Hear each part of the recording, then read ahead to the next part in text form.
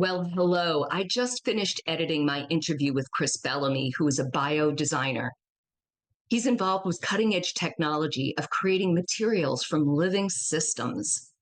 We talked about symbiosis, which is this mutually beneficial outcome, and also a greater acknowledgement among the scientific community about building relationships with living systems and beings, not unsimilar to our human relationships.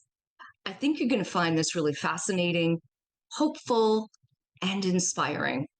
So thank you for joining us today. Welcome, everybody. Today we have with us Chris Bellamy, and let me tell you a little bit about Chris. He's a bio designer and engineer fascinated by how we can live more symbiotically with nature. He has a background designing electric vehicles, footwear, and outdoor gear, but has now shifted his focus to working with living systems. Such an interesting bio, Chris, and we're going to have your full bio below, which just says, "Whoa!" It's just so many things that you're involved with. Thank you so much for being on here today. No, it's an absolute pleasure, and I've loved listening to the episodes of your podcast, and it felt like listening to a lot of kindred spirits.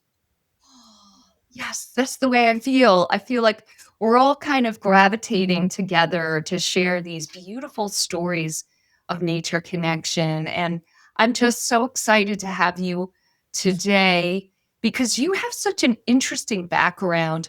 Not that we're going to get into it too much, but can you give a little bit more about what you mean by living systems and kind of what your work is now?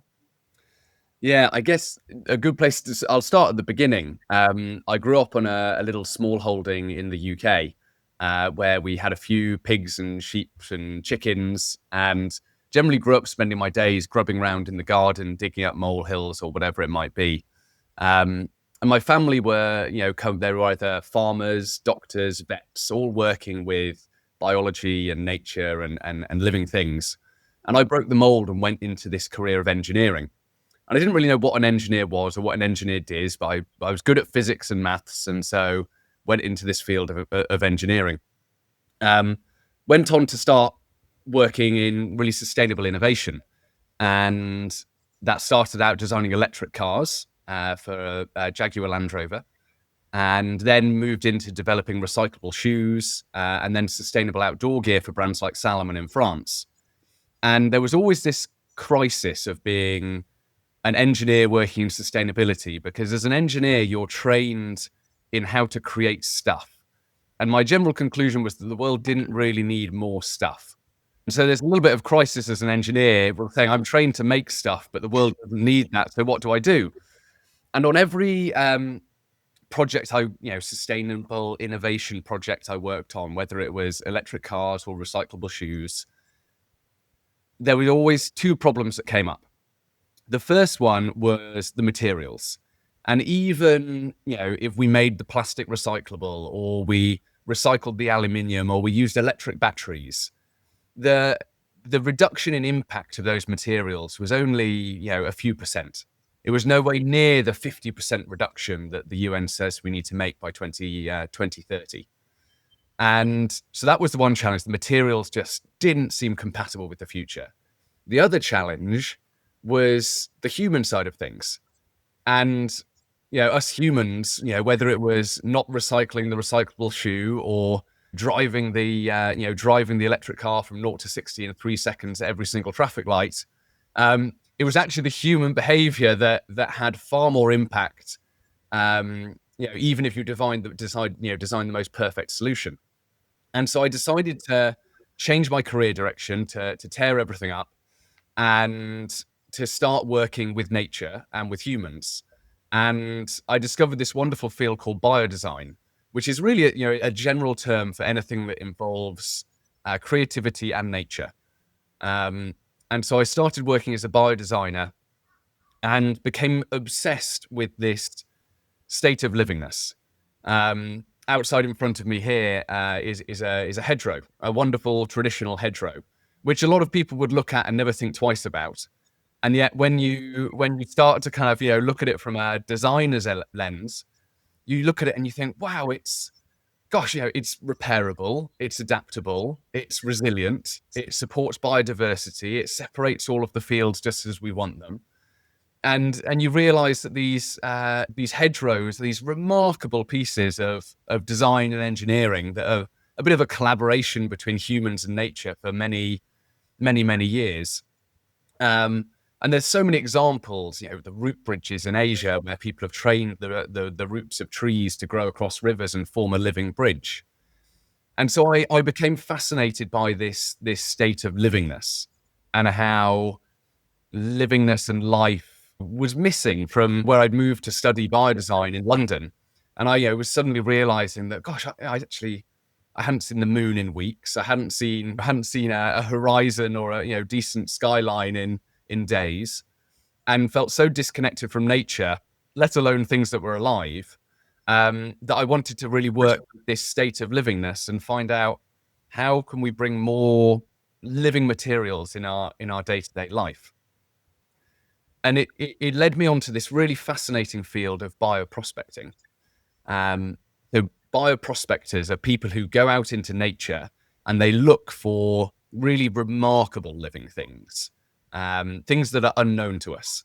So they estimate that for every one microorganism that we know, so for every E. coli or Campylobacter, or all the ones that we know, they estimate that there's 100,000 that we don't know. Wow.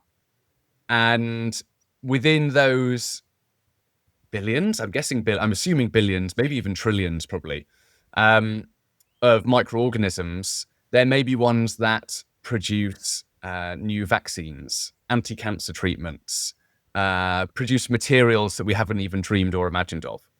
And I got fascinated by this, potential of this, what they call biological dark matter, and these organisms that probably exist all around us that do these remarkable things that we had no idea about. And so that's when I started to look into this hidden, mysterious world of nature that we can't see around us, and to explore what the potential of that was as a designer and how we could collaborate with it.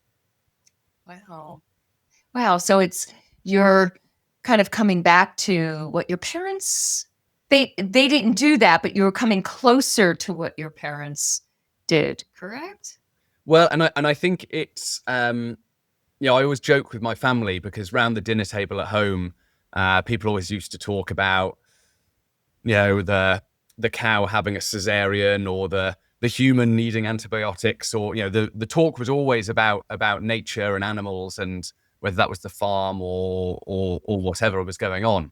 And I was sat there as the engineer, a little bit out of place. And so now coming back in and being able to talk the same language as my family. But what I realized was that yes, there was a similar language in that I was now working with biology and with living things. But the biggest language similarity that we gained was actually the language of care. So whether it was my parents as doctors, or my brother as a vet, or my grandparents as being on a farm, it was the talk of care, and it was the language of care, whether that was for humans, animals, or the land, that suddenly became the common language, not necessarily the biology that we could then talk about together. Oh, wow. Oh, that is so beautiful. I love that. Wow. Yeah. Yeah. All right, Chris. Now, I'm really curious if you could share with us a particular story of being very moved in nature in your life. Yeah. I think for me, my most recent research project was based in French Polynesia. So Tahiti is the main island, but near Tahiti is a small island called Moorea. And it's a Tahitian island. There are around 10,000 people who live on the island. But the island's also home to several scientific research stations. And I went out there to go and explore this subject of living materials, because French Polynesia is a hub for bioprospecting and marine biology research. And when I was out there, I started exploring with the local community about how could we create a living material?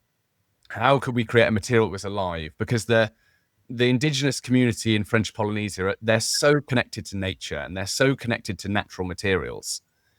And we started exploring about, what could we do together? And one of the people I was working with, a cultural educator and sculptor and night fisherman, he does a bit of everything. He was really passionate about symbiosis, and he kept talking about new coral being in symbiosis with algae, and then said, well, what if we could make a human coral? What if a human could be in symbiosis with an algae like a coral? And we found a way of taking the bioluminescent microalgae that you see in the ocean. So you might see them lighting up in the waves on the sea. And it happens a lot here in the UK. These last couple of weeks, there's been a lot of sightings of bioluminescent algae. And we found a way to encapsulate that bioluminescent algae into a textile-like material, and we were able to produce objects with the local people. So with a lady called Hinatea, we produced a drum that illuminated when you beat the drum. We produced a collier that kind of responded and glowed in response to the breath, with the teacher of the local art school called Tokai. And then with Jeremy, we created this bioluminescent swimsuit. And so this was, what we came up with this idea. Actually creating the material was a completely other challenge. No one's ever really, no one has ever encapsulated a tiny, bioluminescent microalgae into a textile and made it wearable on the human body. And so to do that, we had to really understand the bioluminescent microalgae. And what was fascinating was the first time I tried to travel with these bioluminescent microalgae. I arrived back in my destination and I thought they'd all died. I had these little samples of bioluminescent algae and they stopped lighting up. And normally every night you'd kind of shake them and they'd light up and they'd illuminate. And I arrived at my destination and I shook them and they didn't light up. And I thought, oh no, I've killed them. It must have been the pressure in the aircraft, or maybe they were, too hot or too cold. And then after a little bit of reading, I found that actually the bioluminescent microalgae, they've got a circadian rhythm. And it was just that they were jet lagged.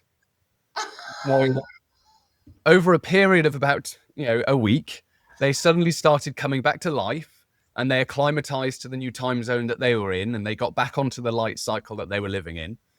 And it was about the same rate that they acclimatized at about the same rate a human would to a changing daylight cycle. And suddenly I was kind of, these little microalgae, they suddenly had a personality. They suddenly became so relatable as a living thing because they had got jet lag just like me. And I then proceeded to really try and understand them more and more. So I made this collection of jewelry with the bioluminescent algae in that I could wear, because I realized that, well, they need about the same amount of daylight as me. They need regular exercise. They need to, they need darkness so they can recover and rest.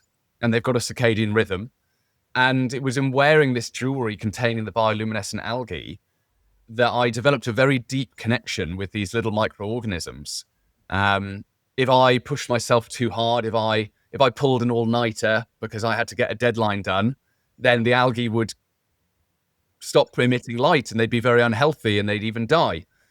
And so suddenly I built this very close connection with the algae by having this kind of, trying to understand how they lived and what they needed to be healthy and to live well.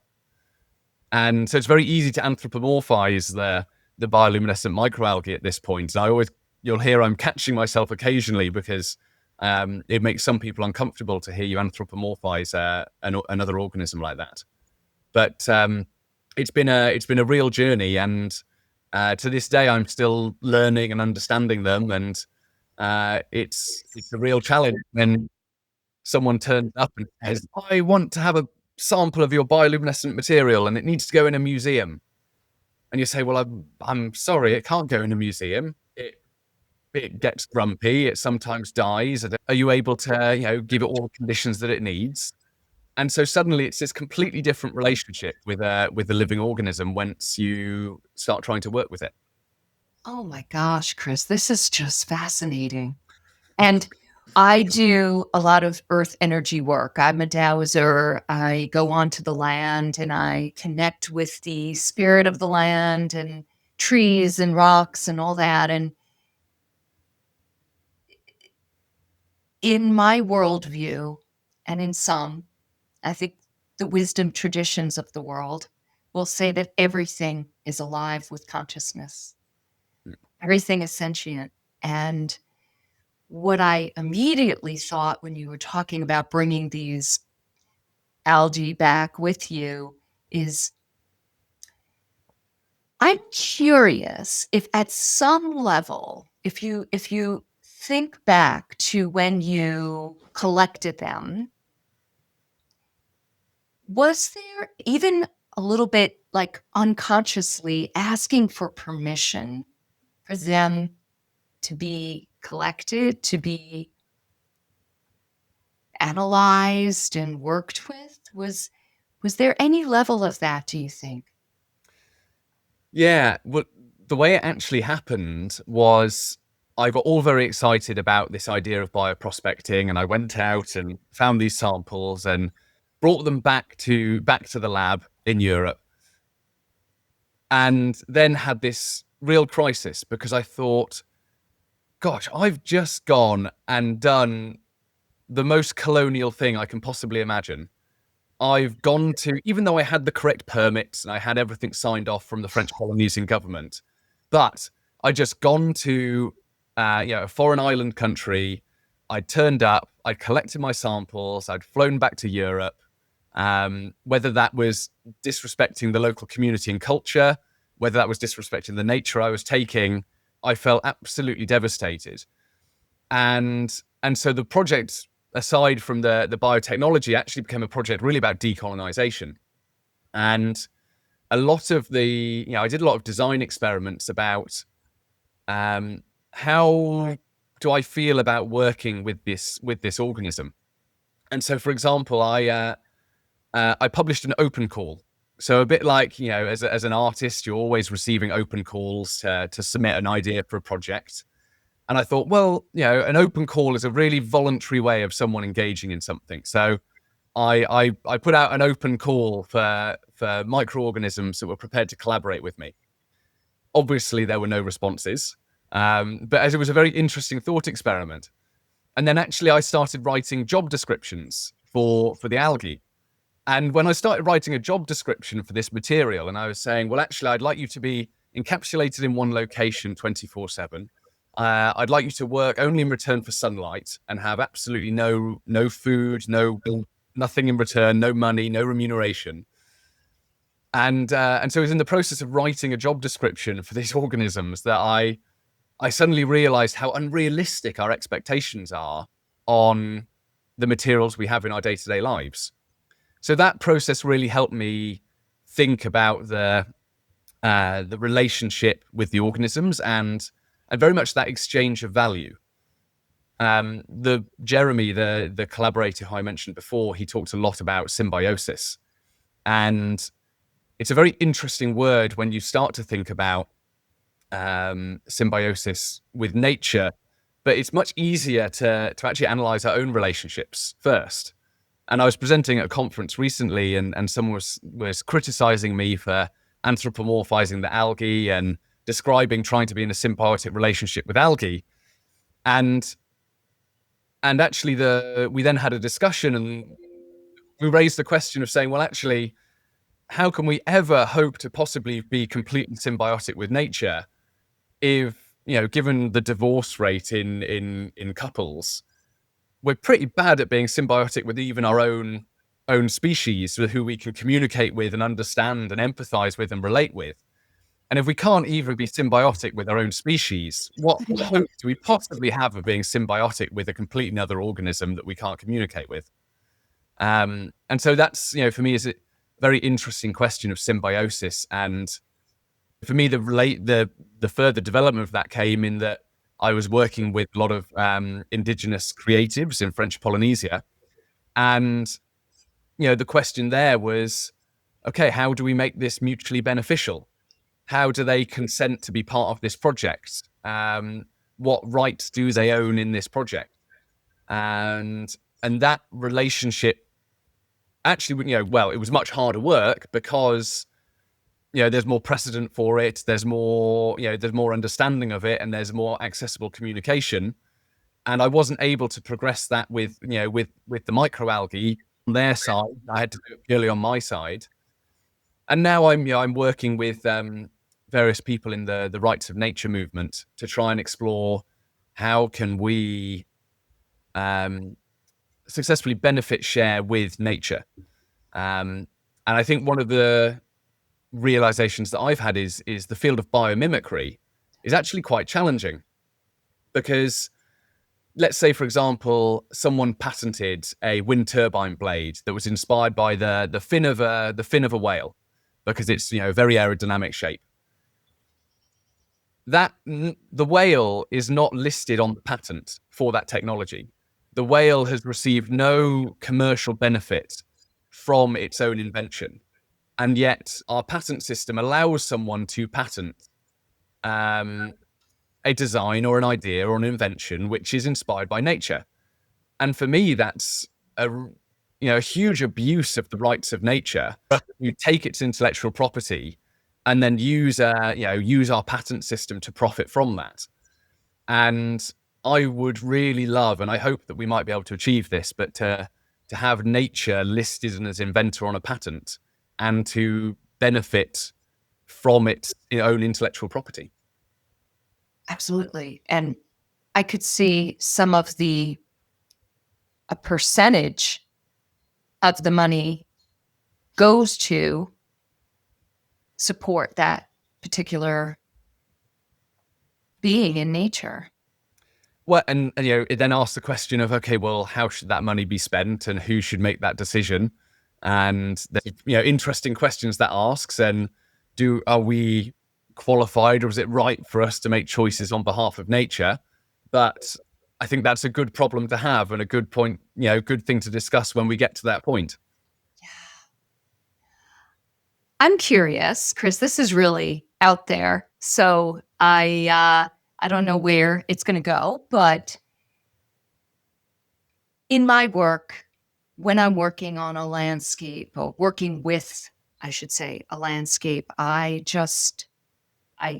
become still, and I ask for permission to connect, and then I connect with the landscape and ask and kind of start a dialogue and to see where it goes. And I'm just curious, especially since you're working with indigenous people, I would imagine this is very common for them to also kind of get into this, like you're talking about, benefit share, reciprocity with nature.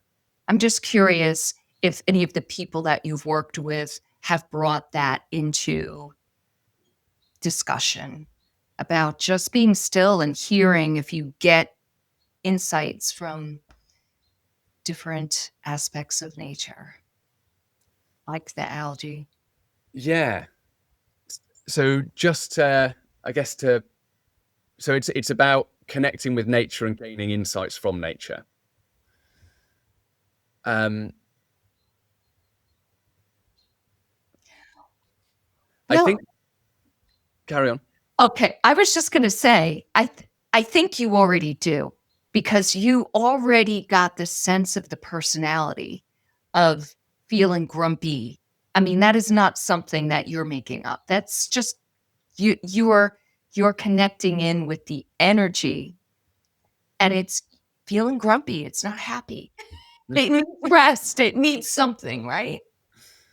Yeah, and that coexisting with something, you learn how to talk with it.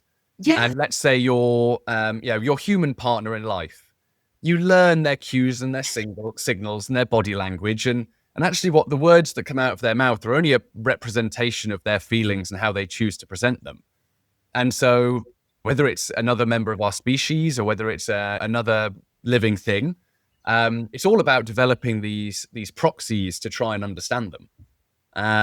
So for me, I've got to the point now where I feel personally there's very little difference to the relationship I have with a dog or a human or any other organism, in that we're just building up these methods of communication and trying to interpret each other for our hope mutual benefit. I think is probably what we're aspiring for. But I guess the fundamental, I guess the paradigm shift in my mind is, I think, when you normally talk about nature, people very much get into a mindset of nature is something that must be preserved and cherished and protected. And yet I've developed a slightly different perspective on that. And it's really an understanding around death. In French Polynesian culture, they find it really funny when they look at Western culture, and they look at us writing things down. Because when I arrived, my immediate reaction was to write everything down that they were saying. And for them, as soon as anything is written down, that knowledge in a way is dead, because it is static. So in many indigenous cultures, your knowledge is orally transmitted. And the only way you can keep your knowledge alive is by it being talked about and discussed. And if you write something down in a book, it's then locked away and it's unchanging and unadapting, and it's dead. The fact that we're learning from maths textbooks that are pretty much the same as the ones our parents learnt from, well, that knowledge could have been constantly evolving and changing and adapting. Obviously, there are benefits to writing things down, and there's benefits to both ways of thinking. But that state of livingness and the fragility that it has, but it's that fragility that makes it adaptable and evolve and change and respond to its environment. And I think it's particularly highlighted, for me, I was studying a lot the coral reefs and the lagoons around French Polynesia.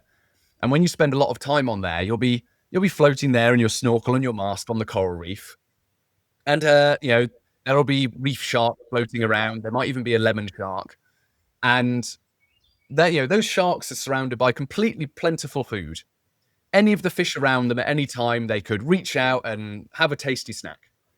And the fish are they may be cautious of them. They maybe keep a slight distance, but they're also they don't run away. They don't sprint away. And I think there's this sort of mutual respect to each other. And there's this understanding that your life might disappear in a moment. And I guess my experience is that the nature doesn't seem too precious about life. And I think that's actually something that's really important. Yeah. Yeah. The more and more I do these podcasts, the more I'm realizing how our Western view of life has benefits, like you said, writing things down and communicating in that way, and all the science and the advancements. But what have we lost? Because we've become too left-brained. We're not allowing that other side. I always bring things back to like yin and yang. We're too yang right now. We don't have enough yin. And there's the dichotomy between life and death. Yeah. We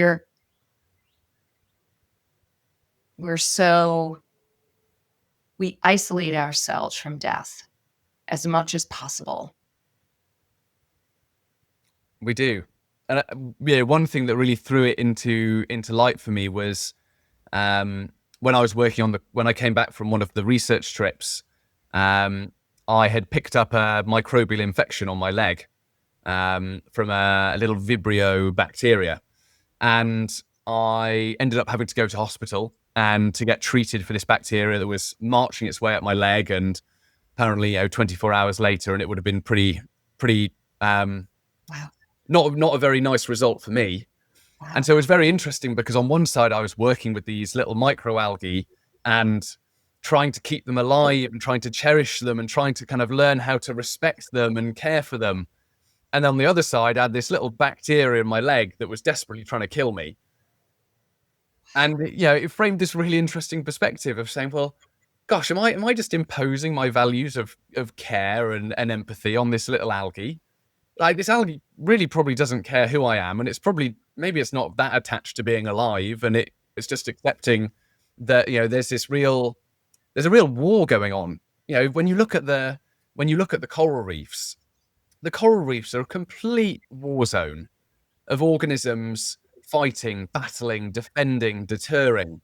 And one of the little things I discovered was that if you look at a seaweed, you rarely get a bit of seaweed that has got other seaweeds growing on it. Obviously, it does happen, but a seaweed is often quite a clean bit of seaweed. Whereas if I were to put a bit of rope in the water, weed and algae will grow on it really fast. And the reason there's nothing growing on a bit of seaweed is because that seaweed is constantly defending itself. It's secreting chemicals and materials that might kill microorganisms. They might mean that things can't attach to it. And we see seaweed as this really benign plant that's sat there doing nothing. And it's not. That seaweed is at war with everything around it, whether it's fighting off fish or microorganisms. And I think suddenly when you see that the nature isn't benign, nature is, looking after itself and defending itself. It just makes you question. There's this to and fro of give and take and life and death. And okay, actually, maybe I just need to sort of sit in it and not try and be at one end of the spectrum and accept that things are going to come and go. Right, because nature has that aspect of those types of relationships and activity, but it's also mutually beneficial and working together as well in so many ways. So we've got both things going. Yeah, it's it really, and it's not something. It's not for me. It wasn't a realization that occurred overnight. It's been this very slow, progressive learning as I've been immersing myself in these thought experiments and these new environments. So how long does that algae live? So far, we've had samples that are living for at least 6 months. Oh, wow. So they sit in a gel. They're kind of encased in a protective coating to stop them getting contaminated. Because I guess one of the things of nature as well is with the bioluminescent algae, if you leave them to the open air, then generally they'll get contaminated, they'll die, another microorganism will come along. But the materials we made so far, when wrapped in the protective coating, are living for at least 6 months.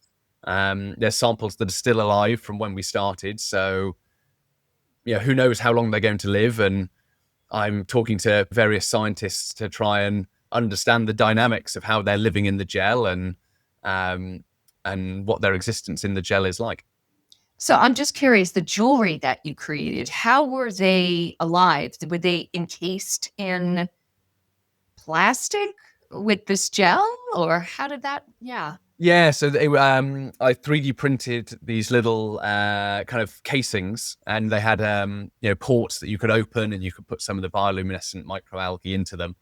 And when they died, which happened quite often as I was learning about them, then you could empty them out and put in a new culture to start it again. And the materials used in that housing were important. You had to make sure that material wasn't toxic, so that they were not affected by that. Right. Wow. Fascinating. Fascinating. Ah, well, I would love to ask you if there's another story that is bubbling up for you that you'd like to share or not. I think another interesting moment for me recently was I started working. I've been doing a few things exploring different materials, looking a lot at willow sculpting and some of the traditions around that. But another one of the process I was doing was looking at a better alternative, or a more sustainable alternative to vinyl window displays and graphics. We were putting on an exhibition, and on the farm where I grew up in the UK, the soil for us was terrible. It was this clay soil that was full of, didn't do very well. It got very wet and waterlogged, and we had so many moles around the field. And it was always a battle against the moles because they produced these mole hills that were such a trouble. And so, but then I realized that, we could apply with a few techniques, we could apply this soil onto windows, and we could create these wonderful graphic displays on glass. And I was just commissioned to do an installation of Somerset House in London as part of their most recent exhibition. And it was very interesting because I was giving a talk about this, and people really, they felt very challenged by it. They said, "Oh, well, are you abusing the moles? Like, do you have the moles' permission to take their soil? How are you taking our precious topsoil and putting it onto glass for your benefit?" And there's the most simple little thing of taking a molehill, and using that material, which for me felt like, we found this positive use for this, troublesome, interaction with the moles on the farm. It was very interesting how we don't really know how to react about it, and we don't really know how to understand that relationship with nature, which, and I guess a lot of these experiments that I'm doing are so abstract and so out of people's normal experience that it sort of highlights some of maybe the quirks or the ridiculousnesses of how we interact with nature and how we understand the rights of nature, because of this bizarre project that I'm doing. So I think, from my perspective, that I think design is this really interesting tool for probing and questioning our beliefs and the structures and systems that we have around us and belief systems that are there, which guide a lot of how we relate to nature. Yeah. Yeah, well, you're on the frontier, so there's going to be a lot of questions, a lot of things to kind of work through. That is fascinating. Yeah. And I think, for me, the overall, a lot of people ask about sustainability, and they say, what do you think is the answer to our how can we preserve nature? And for me, my response is, some people find it a little nihilistic, but my response is that nature's going to be just fine. We don't need to worry about nature. We need to worry about preserving nature as we know it. But in the grand scheme of planet Earth and life on planet Earth, nature's going to be absolutely fine. And humans are going to be a really tiny blip in the existence of nature. And for me, the bigger question is saying, okay, are we going to choose to be part of nature in the future? And do we want to preserve how nature looks right now, or are we happy for it to adapt and change? Because nature is so responsive and adaptive, and will respond and change to whatever we do to the planet.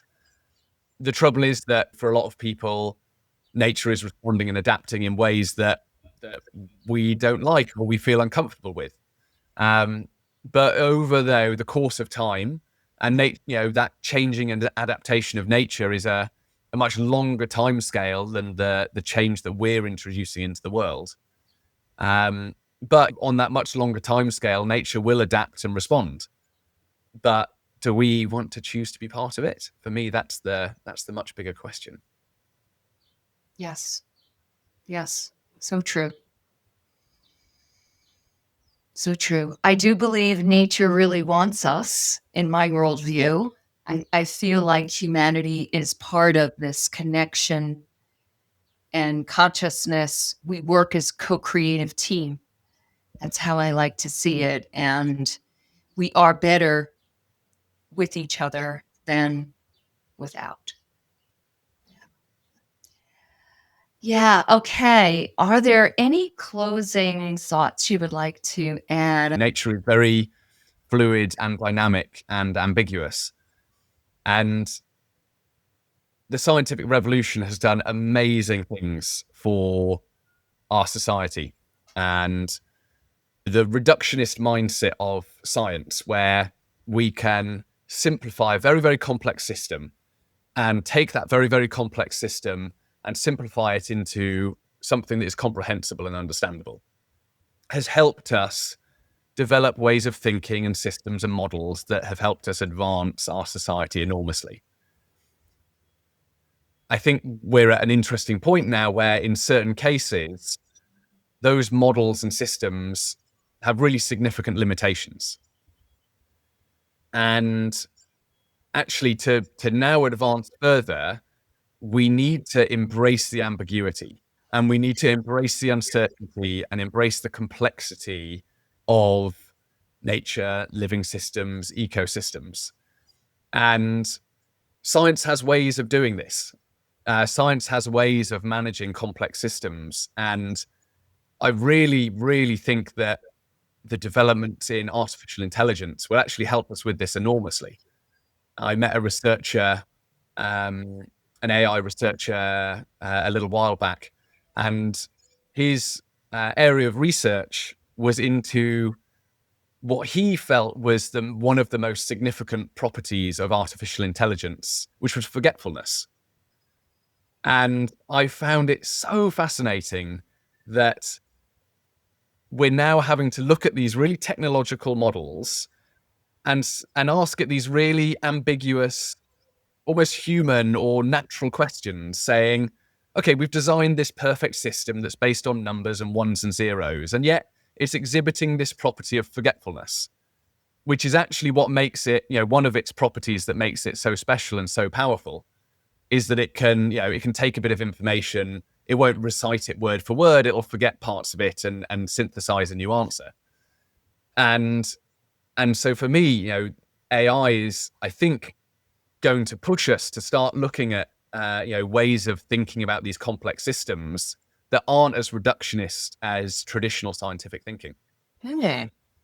Wow. That's an interesting perspective. That's fascinating. But do you not feel that there is this level of mystery that can never be conquered by science? Yes, and I think the challenge is, how do we get comfortable as a species, as us humans? How do we get comfortable again with that ambiguity and the unknown? As you start to make something more ambiguous and non-binary, it's very hard for our brain to apply these models, and very hard for our brain to apply these ways of thinking. And so, it's a much less efficient way of us operating to sit in this ambiguous and an uncertain world. But we're going to have to learn how to get comfortable with that, because we need to start embracing that ambiguity and uncertainty to understand nature and to start solving these more complex problems that we're facing. And so I think that's going to be, for me is one of the really key things we need to do, is learn about how do we embrace the ambiguity and uncertainty of nature in a way that works with our way of thinking and developing ideas. Wow. Fascinating. I just loved hearing your story about the bioluminescent algae, and it was the fact that you kind of went beyond. You were in that you were in a mode of not understanding what was going on, thinking it was dead, and then recognizing that, oh, it just had jet lag. And so it's like going beyond what the assumptions that we make about nature. And I'm sure it's a very similar experience that, maybe a gardener develops with, let's say they're a gardener of a rose garden. I'm sure that they start to develop this really intuitive connection with the roses, of knowing what they might need and what might benefit them. And so I think that kind of a relationship develops just from time spent coexisting and co-creating with another organism. So that gardening a rose, or whether that's being conservationist working with dolphins, or whether that's working with bioluminescent microalgae. It's the same way we look at a relationship. We shouldn't treat nature differently, relationship with nature differently to the relationships we have among ourselves. There's actually so many similarities that are easy to overlook. And that is a key word, I think, relationship, which is, would you say that's kind of a new perspective in science, is the relationship with your subject that you're studying?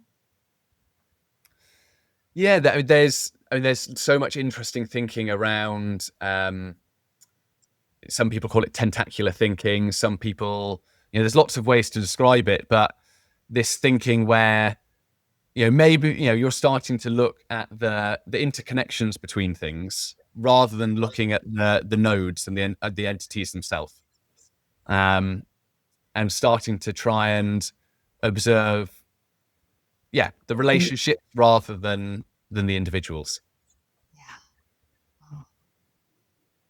Wonderful. Well, Chris, it was a pleasure having you on today. Thank you so much for spending time with us. No, pleasure to be here, and so nice to chat with, with people in a community that seems to think in a similar way. Oh, absolutely. Absolutely.